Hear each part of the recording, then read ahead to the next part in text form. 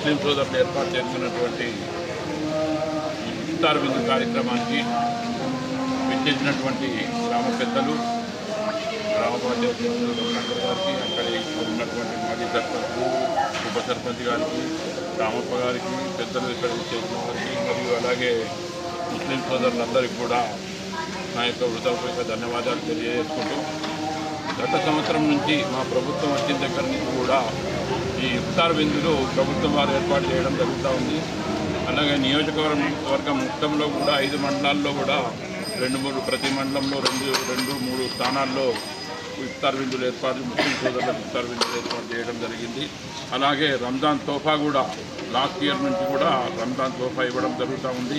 ఈ మండలంలో కూడా ముస్లిం సోదరులు ఎక్కువ ఉన్నటువంటి 7 గ్రామాలకు ఇవాళ కూడా రంజాన్ తోఫా ఇవ్వడం జరిగింది. ఆ తోఫా కూడా చాలా గుణంగా ఉంది, చాలా క్వాలిటీ గల బట్టలతో ఇచ్చాము.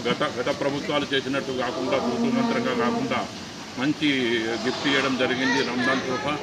అలాగే ఇక్కడ ఉన్నటువంటి ముస్లిం సోదరులు, హిందూ సోదరులు అందరూ కలిసి యూనిటీగా ఉండి ఈ గ్రామాన్ని అభివృద్ధి చేసుకుంటారని చెప్పేసి ఆశిస్తూ, ఇక రాబోయే రోజులు కూడా అన్ని రోజులు కూడా ముస్లిం సోదరులకు అన్ని రకాలుగా ఆర్థిక సహాయాలు అందిస్తూ వారి యొక్క అభివృద్ధికి తోడ్పడతామని చెప్పేసి సభాముఖంగా మీ అందరికీ, ముస్లిం సోదరులందరికీ కూడా హృదయపూర్వక ధన్యవాదాలు తెలియజేస్తున్నాను.